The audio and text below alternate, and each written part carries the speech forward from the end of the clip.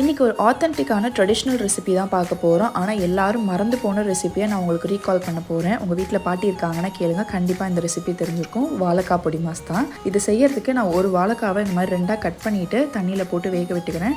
நீங்கள் 75% அளவுக்கு வேக வச்சு எடுத்துக்கிட்டு அதை வந்து கிரேட் பண்ணி எடுத்து தனியாக வச்சுக்கோங்க. எண்ணெய் காஞ்சதுக்கப்புறமா கடுகு, உளுந்து, கடலைப்பருப்பு, காஞ்ச மிளகா, வெங்காயம் போட்டு வதக்கி விடுங்க. கொஞ்சமாக உப்பும் சேர்த்து வதக்கிட்டு கருவேப்பிலையும் ஆட் பண்ணிட்டு நல்லா மிக்ஸ் பண்ணி விடுங்க. இது எல்லாமே சேர்ந்து வதங்கிட்டு இருக்கும் போதே கொஞ்சமாக மஞ்சத்தூள், பெருங்காயத்தூளை ஆட் பண்ணிவிட்டு நல்லா மிக்ஸ் பண்ணி விடுங்க. பெருங்காயத்தூள் கண்டிப்பாக ஆட் பண்ணுங்கள். வாழைக்காய் கேஸுன்றதுனால அது உங்களுக்கு ரிலீவ் பண்ணி கொடுக்கும். அதுக்கப்புறம் கிரேட் பண்ணி வச்சுருக்கிற வாழைக்காவையும் ஆட் பண்ணிவிட்டு தேவையான அளவுக்கு உப்பும் சேர்த்துட்டு நல்லா மிக்ஸ் பண்ணி விட்டு வெந்து வந்ததுக்கு அப்புறமா கொஞ்சமாக தேங்காய் துருவலை ஆட் பண்ணிவிட்டு மிக்ஸ் பண்ணி விட்டுட்டு கேஸ் ஆஃப் பண்ணிட்டீங்கன்னா சூப்பரான வாழைக்காய் பொடி மாஸ் ரெடி. ரொம்ப டேஸ்டியான வாழைக்காய் பொடி மாஸ் புளிக்குழம்பு, வத்தல் குழம்பு, காரக்குழம்பு, பூண்டு குழம்பு கூட ரொம்ப ரொம்ப சூப்பராக இருக்கும். கண்டிப்பாக இந்த டேஸ்டியான ரெசிபியை நீங்கள் மிஸ் பண்ணிடாதீங்க. நீங்களும் ஒரு தடவை ட்ரை பண்ணி பாருங்கள்.